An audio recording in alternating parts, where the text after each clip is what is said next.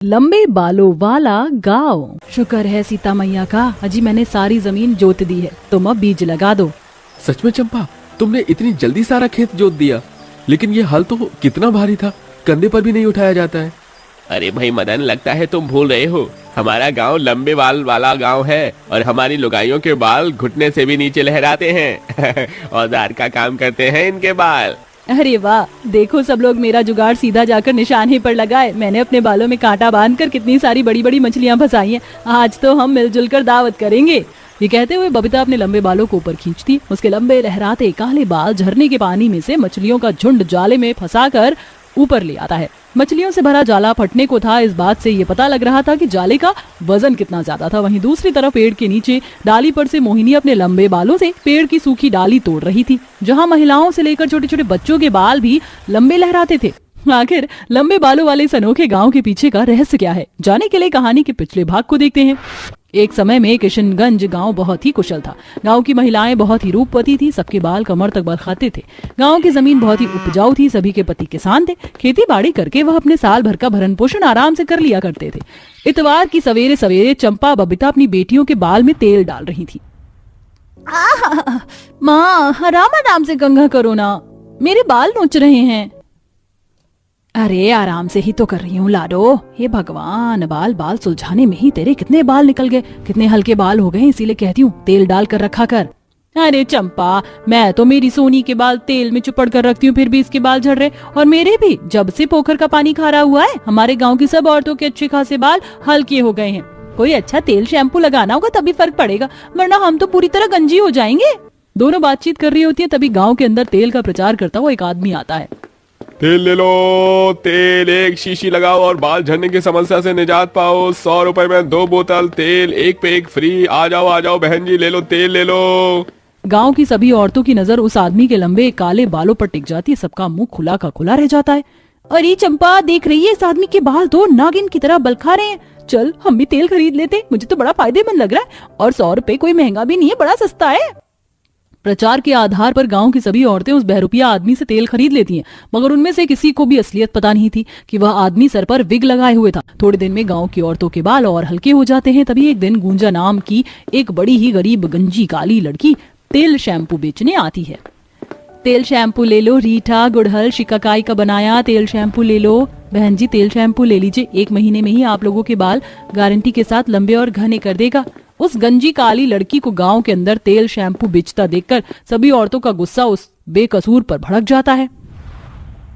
ये गंजी पटेल काली कलूटी बैंगन लूटी भी उस आदमी की तरह ठगेरू है। मैं तो कहती हूँ इसे चप्पल और जूते की माला पहनाते हैं और इसका मुंह काला करके यहाँ से निकलते हैं, तभी इन लोगों का ऐसा झूठा प्रचार करने की आदत जाएगी।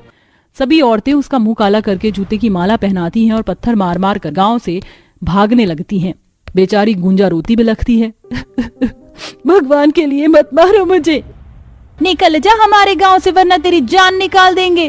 तुम सब औरतों ने मिलकर मेरी जान ली है, तुम मेरी मौत की कसूरवार हो, इसलिए इस गांव की धरती श्रापित होगी और अब कोई अन्न की बाली यहाँ नहीं उपजेगी। तुम सब भुखमरी के शिकार होगे।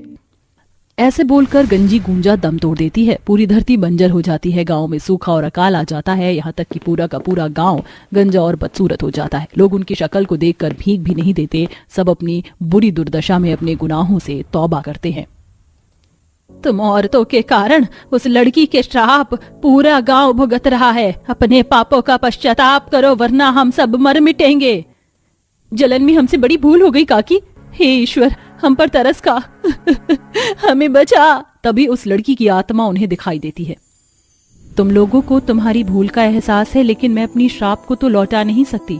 लेकिन मैं तुम्हें वरदान देती हूँ कि गांव की सभी औरतों के बाल जादुई बाल हो जाएंगे, जिसे तुम औजार और अपनी ताकत के रूप में इस्तेमाल कर सकती हो। मगर अगले 1 साल तक ये जमीन कंटीली झाड़ी उपजेगी, इसलिए यहाँ से पूर्व की दिशा में चले जाओ। वहाँ एक विशाल पेड़ है, सब उस पेड़ पर ही बस जाओ। देखते देखते चमत्कार हो जाता है। सभी औरतों और बच्चों के लंबे बाल लौट आते हैं। जब उस पेड़ पर आ जाते हैं जिसके चारों ओर जिंदा चट्टान से जल के सोते बहते हुए झरने गिर रहे थे। ये पेड़ तो कितनी खतरनाक जगह पर है, हम लोग वहां तक कैसे पहुंचेंगे? एक तरफ झरना है, दूसरी तरफ खाई, जरा भी पैर डगमगाया तो जान से जाएंगे। आप सभी घबराइए मत, हम अपनी लंबे बालों को रस्सी के रूप में इस्तेमाल करके उस पेड़ वाले स्थान तक पहुंच जाएंगे। ए मेरे जादुई लंबे बाल, और लंबे हो जाओ। मोहिनी के ऐसा बोलते ही उसके बाल रस्सी के जैसे लंबे होते जाते हैं। पूरा गांव बालों के सहारे उस पेड़ तक पहुंचता है। ये पेड़ तो कितना विशाल, बड़ा और ऊंचा है, इस पर तो हमारा पूरा का पूरा गांव समा जाएगा। मगर उतने ऊंची डाल तक कैसे पहुंचा जाएगा? बालों की सहायता से। अब इसी पेड़ पर हम अपना लंबे बालों का गांव बसाएंगे। बबीता पेड़ पर पहुंच जाती है और अपने लंबे बाल को जड़ के समान इस्तेमाल करती है। सबके पति लकड़ी काटकर उन्हें थमाते हैं और वह लंबे मजबूत बालों से खींच लेती हैं। इसी तरह सब पेड़ के ऊपर ही टिकाऊ घर बनाकर रहने लगते हैं और उस झरने और पेड़ को अपने उपयोग में लाते हैं। अरे वाह, आज तो जैसे हमारे लंबे बालों वाले गांव में खुशी आ गई है। इतनी मछलियां, इन्हें बेचकर तो हम मुनाफा कमा सकते हैं। इतनी मछलियां हम खा भी नहीं पाएंगे। तो सोच क्यों रहे हो, जाकर इन मछलियों को बेचकर जो पैसे बने उससे खेती करने के लिए खाद बीज ले आओ। सबके पति टोकरी में मछली भरकर बेचने जाते हैं। इधर लंबे बालों वाले गांव की बहुएं मछुआरन के जैसे झरने से मछली, शंख वगैरह निकालती हैं। देखो इस बार मुझे क्या मिला, दूध सा सफेद शंख। पता है इसकी चूड़ियां और माला महंगे बिकते हैं। वैसे इससे हम अपने गांव की सजावट करके अपने गांव की सुंदरता को बढ़ा सकते हैं और अपने बालों की भी। फिर सारी औरतें शंख से जूड़ा चूड़ी बनाकर इस्तेमाल करती हैं। धीरे धीरे उनका जादुई बाल वाला गांव देखने के लिए दूर दूर से टूरिस्ट आने लगते हैं और तस्वीर खींचते हैं, ब्लॉग बनाते हैं। तो जैसा कि आप देख सकते हैं, इस वक्त मैं लंबे बाल वाले गांव के अंदर हूं। आप देख सकते हैं यहाँ पर बड़े से लेके बच्चों के बाल भी कितने लंबे हैं। ये गांव अपने आप में 8वां अजूबा है। आपको हमारा लंबे बाल वाला गांव अगर इतना ही पसंद आया रिपोर्टर बाबू, तो हमारे गांव में बस जाइए। हम आपके बाल भी लंबे कर देंगे। महिलाएं रिपोर्टर से हंसी ठिठोली करती। थोड़े ही दिनों में लंबे बाल वाला गांव अखबार के पन्नों में छप जाता है और गिनीज बुक में भी रिकॉर्ड हो जाता है, जिससे अब गांव में सैलानी घूमने फिरने आया जाया करते, जैसे गांव वालों को आर्थिक मदद मिलने लगती है। और इसी तरह से 1 साल गुजर जाता है। बंजर धरती फिर से हरी भरी हो जाती है, जिसके साथ गाँव की सभी महिलाओं की चमचमाती लहराते रेशम से काले बाल साधारण कमर तक हो जाते हैं। मैं इस गाँव को श्राप मुक्त करती हूँ। अब तुम लोग इस गाँव में आराम से रह सकते हो, लेकिन फिर कभी किसी का उपहास मत उड़ाना, जो तुम्हें इस तरह कष्टदायक जीवन का फल ना भोगना पड़े। हम वादा करते हैं आज के बाद फिर कभी हम किसी का ठट्ठा नहीं उड़ाएंगे, सबका आदर करेंगे। तुम्हारा धन्यवाद जो तुमने हमारे गांव को पहले के समान बना दिया, लेकिन हमारा इस लंबे बाल वाले गांव से एक अलग सा नाता, एक अलग सा रिश्ता जुड़ गया है, तो हम यहाँ भी आते जाते रहेंगे। हाँ बिल्कुल, ये लंबे बाल वाला गाँव आज के बाद तुम्हारा ही होगा। उस दिन के बाद से गांव वाले खुशी खुशी गांव में अपना जीवन निर्वाह करने लगते हैं और शांति और सुकून भरे पल के लिए लंबे बाल वाले गांव में भी आया जाया करते थे। ठंडे मौसम की ठंडी हवाएं चल रही थीं और गरीब झोपड़ी में 5 बहू ठंड से सिसक रही थीं। बाप रे बाप, इस बार तो बड़ी कड़क सर्दी पड़ी है। मेरे तो हाथ सुन्न हो गए हैं। तेरे हाथ सुन्न हुए हैं? अरे मेरे तो हाथ लाल पड़ गए हैं ठंडे पानी में कपड़े धोकर। काश कुछ इस सर्द मौसम में गर्मा गर्म खाने के लिए मिल जाता, लेकिन घर पर सब्जियां कहाँ हैं? अरे पैसे और सब्जी नहीं है तो क्या हुआ, तुम भूल गई? हमने हरी सब्जी की जड़ को 2 हफ्ते पहले अपने आंगन में दबा दिया था। अब पालक और मेथी उग गई हैं। चलो उसी के पकौड़े बना लेते हैं और साथ में अदरक की चाय, मजा आ जाएगा। मेरी जुगाड़ू बहुओं, तुम्हें उठने की कोई जरूरत नहीं है। मुझे पता है तुम्हारा दिमाग अब कहाँ कहाँ चलने लग गया है, इसीलिए तुम्हारी जुगाड़ से मैंने तुम्हारी जुगाड़ू चाय और पकौड़े दोनों बना लिए हैं। चलो अब खाने का मसा लो। आहा, क्या पकौड़े की खुशबू आ रही है, मैं तो जल्दी से खाऊंगी। अरे अरे बहुओं, पकौड़े खाने के लिए मैं भी लाइन में लगा हूँ। लेकिन जुगाड़ से याद आया, आज सुबह मुझसे बाल्टी टूट गई थी। उसका जुगाड़ हो सकता है क्या? हमारे पास गिनती की 2 ही तो बाल्टी है। अरे बाबा जी, आप पकौड़ों का मजा लीजिए। उस बाल्टी को ठीक करना तो हम 5 बहू के बाएं हाथ का खेल है। 5 बहू अपने सास ससुर के साथ ठंड में गर्मा गर्म पकौड़े का मजा लेती हैं और फिर ससुर की टूटी प्लास्टिक की बाल्टी को एक खराब टूथब्रश को पिघलाकर उसी टूटी हुई जगह पर लगाती हैं जहां प्लास्टिक चिपक जाती है और बाल्टी ठीक हो जाती है। फिर मालिनी बाल्टी में पानी डालकर सास ससुर को दिखाती है। देखा, बाल्टी एकदम ठीक हो गई ना आपकी जुगाड़ू बहू से। वाह वाह बहू, तुम 5 की जुगाड़ से तो घर में बहुत फायदा हो जाता है। भगवान सबको तुम जैसी बहुएं दे। 5 बहुएं घर में हर किसी चीज का हल जुगाड़ से निकाल लिया करती थी। क्या कोई बड़ी परेशानी आने पर वो अपने जुगाड़ से परिस्थिति का सामना कर पाएंगी? ये जानने के लिए आइए हम कहानी में आगे बढ़ते हैं, जहां 5 बेटे पहाड़ी क्षेत्र में चट्टान तोड़ने और पत्थर उठाने का काम किया करते थे। लेकिन उनका काम इतना मंदा था कि घर वालों की 2 वक्त की रोटी भी पूरी नहीं हो पाती थी। एक दिन उनके गांव में पानी की समस्या हो गई, जिस वजह से सभी लोग बाल्टी, मटके इत्यादि लेकर दूर से हैंडपंप और नदी से पानी लेकर आ रहे थे। माँ जी, हम तो खुद 12 लोग हैं। हम लोग को तो पानी की दिक्कत और होगी, क्योंकि हमारे पास तो पानी रखने की जगह ही नहीं है और ना ही बर्तन, और ऊपर से ज्यादा लोग, फिर खाना बनाना, नहाना, सब कुछ करना पड़ता है। हाँ माँ जी, भले ही सर्दी हो लेकिन पानी तो चाहिए ना। मेरे पास एक जुगाड़ है। हम जमीन में एक गड्ढा कर लेते हैं, जैसे कि तालाब में पानी रहता है। हम उस गड्ढे में पानी को जमा कर लेंगे, जहाँ से हम पानी भी पी पाएंगे और खर्च भी कर पाएंगे, और लकड़ी के फट्टे से ढक देंगे। अरे हाँ, ये जुगाड़ तो बढ़िया है। तभी पांचों बहू घर के बाहर की जमीन में खोदना शुरू करती हैं और फिर रस्सी से एक बड़ी सी बाल्टी डाल देती हैं, जिसमें नदी से भर भर कर पांचों पानी पलट देती हैं, और उनका 2 हफ्ते तक का पानी का गुजारा हो जाता है, जिससे वो खाने पीने, नहाने और कपड़े धोने के काम में इस्तेमाल करती हैं। जुगाड़ू बहू इतने जुगाड़ू किस्म की थी कि उनकी साड़ी भी फट जाती थी तो हाथ से सिल लिया करती थी, वरना उनके पर्दे खोल कवर बनाकर काम में ले लेती थी। सब कुछ सही चल रहा था, लेकिन गांव के उनके रिश्तेदार उनकी जमीन के पीछे काफी समय से पड़े थे, इसलिए वो सरपंच को पैसे खिलाकर जमीन अपने नाम करने की करते हैं।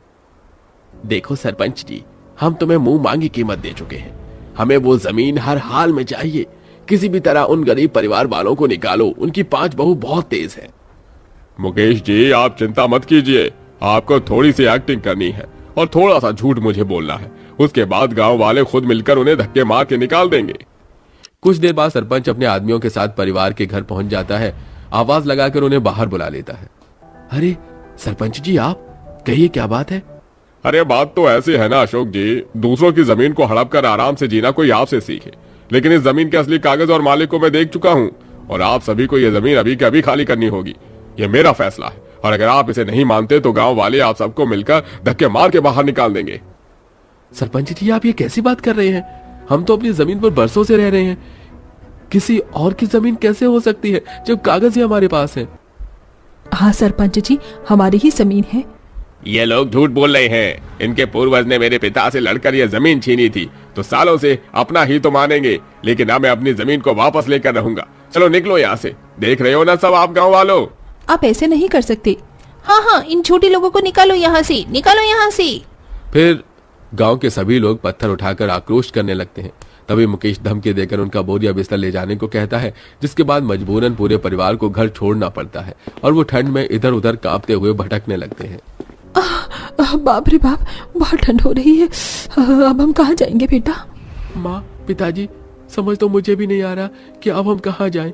उस सरपंच और हमारे रिश्तेदार मुकेश ने हमारे साथ धोखेबाजी की है, पर अभी हमें अपने सिर की छत ढूंढनी है और पैसे भी नहीं है। अजी, मेरे पास एक जुगाड़ है।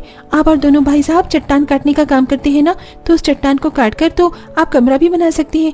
तो क्यों ना हम ठंड से बचने के लिए वहीं चलें? अरे बातों ही बातों में तुमने बहुत अच्छा जुगाड़ बता दिया तृप्ति।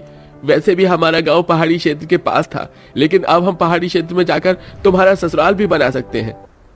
बेटा, क्या ये सुरक्षित होगा? हाँ पिताजी, सुरक्षित होगा। चलिए, पहाड़ पर पहुंचते पहुंचते और ठंड हो जाएगी।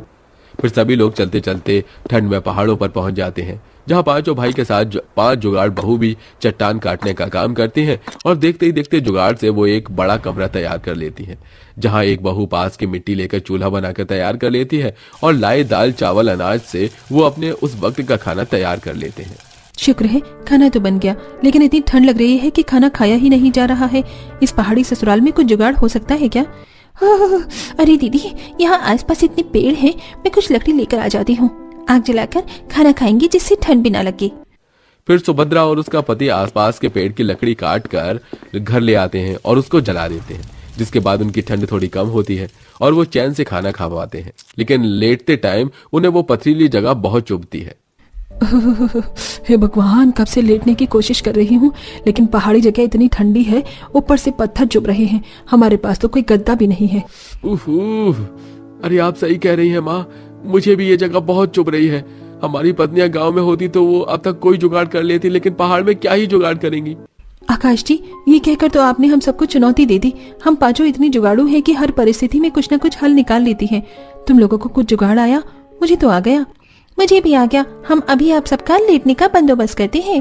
पांचों जुगाड़ू बहुएं अपने गुफा जैसे घर से बाहर निकलकर आसपास के मुलायम घास और सूखे पत्तों को इकट्ठा कर लेती हैं, जिससे वो सबके लेटने की जगह पर बिछा देती हैं, और फिर ऊपर से मुलायम घास डाल देती हैं, जिससे उन्हें वो जगह चुभना बंद हो जाती है और आराम से सब लोग लेट जाते हैं। वहीं पक्षियों के नरम पंख से वो एक नरम रजाई बना लेते हैं जिसे ओढ़कर वो सोया करते थे। अरे वाह बहू, अब तो बहुत अच्छा लग रहा है। पहाड़ी ससुराल वाले पहाड़ी क्षेत्र में किसी तरह ले राशन से अपना गुजारा चला लेते हैं। फिर एक दिन माँ जी, हम जितना सामान अपने घर से लेकर आए थे अब वो खत्म होने को आया है। मुझे लगता है हमें खाने पीने के लिए जुगाड़ कर लेना चाहिए, क्योंकि गांव छोड़ने के बाद हमारे पतियों के पास काम भी नहीं है। हाँ बहू, तो बिल्कुल ठीक कह रही है। माँ जी, मैं कुछ सब्जी लाई थी जो सब थोड़ी उग गई है और मैंने बनाई नहीं। मैं इन्हें यहाँ आसपास की मिट्टी में दबा देती हूँ, क्या पता इनसे उग जाए। हाँ बहू, आप सब लोग यहाँ रहिए, हम पांचों भाई किसी काम की तलाश करके आते हैं। क्या पता यहाँ कोई पहाड़ पर काम मिल जाए। पांचों भाई काम की तलाश में चले जाते हैं, जहाँ उन्हें छोटे छोटे पत्थर उठाने का दिहाड़ी पर काम मिल जाता है और वो करने लगते हैं। वहीं दूसरी तरफ एक फॉरेनर तृप्ति से कहती है, हे, क्या तुम्हें पता है यहाँ से जाने का रास्ता कहाँ है? मैं ये पहाड़ घूमने आई हूँ पर मुझे यहाँ का रास्ता नहीं पता। Can you help me? आपकी बातों से लगता है आप खो गई हैं। मैं आपकी मदद करती हूँ। माँ जी, पापा जी, मैं अभी आई। तभी तृप्ति उस विदेशी औरत को आसपास के पहाड़ी नजारे दिखाने चली जाती है और उसको जाने का रास्ता भी दिखा देती है। जाते जाते वो औरत 1000 रुपए दे जाती है, जिससे तृप्ति दूसरे पहाड़ पर जाकर खाने पीने का सामान ले आती है। ये देख घर पर सब खुश होते हैं और उन्हें विदेशी लोगों को पहाड़ी के सुंदर नजारे दिखाने का काम समझ आ जाता है, जिससे वो पहाड़ पर रहकर लोगों को गाइड करते थे और जुगाड़ू सब्जी के पकौड़े बनाकर साथ में चाय के साथ बेचने लगते हैं, जिससे धीरे धीरे उनकी गरीबी खत्म हो जाती है। साथ ही साथ 5 जुगाड़ू बहू पैसों का लालच देकर एक दिन सरपंच के पास जाती हैं, जिससे वो सब कुछ उगल देता है और 5 जुगाड़ू बहू गांव वालों के सामने उसे पीट कर सच उगलवा लेती हैं। बता सरपंच सबको सच क्या है, वरना तू अभी जेल में उन मक्कार रिश्तेदारों के साथ चक्की पीसेगा। हाँ, मैंने पैसों के लालच में आकर उन मासूम लोगों को उनके घर से निकाल दिया। इनमें इनका कोई दोष नहीं है, सब मुकेश की गलती है। सुन लिया दरोगा साहब आपने, पकड़ लीजिए इन धोखेबाज लोगों को।